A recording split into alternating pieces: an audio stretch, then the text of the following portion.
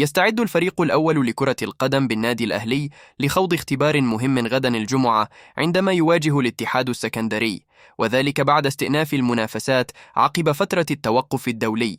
ويلتقي الأهلي مع نظيره الاتحاد السكندري يوم الجمعة المقبل في إطار الجولة الثالثة من بطولة الدوري المصري الممتاز.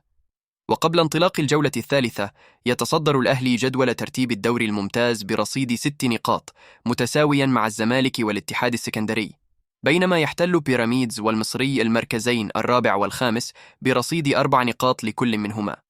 وفيما يخص الإصابات، يستمر غياب المدافع المغربي أشرف داري بسبب الإصابة بكدمة قوية في الكاحل، بالإضافة إلى استمرار غياب المهاجم الفلسطيني وسامي أبو علي لنفس السبب. ويتعامل الجهاز الطبي والفني مع حالة أشرف داري بحرص شديد لتجنب أي مضاعفات محتملة، حيث يتم منحه الوقت الكافي للتعافي بشكل كامل. ومن المقرر أن يعود داري إلى التدريبات بعد فترة تتراوح بين 10 إلى 15 يوما، وذلك بعد إجراء أشعة طبية لتحديد جاهزيته بشكل نهائي. من جهة أخرى، تعرض وسام أبو علي لإصابة في مشط القدم، ما أدى إلى تأكد غيابه المبدئي عن مواجهة الاتحاد السكندري. وتشير التقديرات إلى احتمال غيابه أيضاً عن مباراة استاد أبيجان المقرر إقامتها يوم الثلاثاء المقبل ضمن الجولة الأولى من دور المجموعات في دوري أبطال أفريقيا.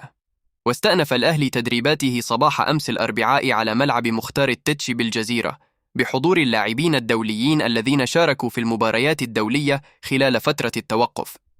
وكان الأهلي قد خاض مباراة ودية أمام فريق تيم FC انتهت بفوز الأحمر بثلاثية نظيفة ضمن استعداداته لمباريات الدوري ودوري الأبطال.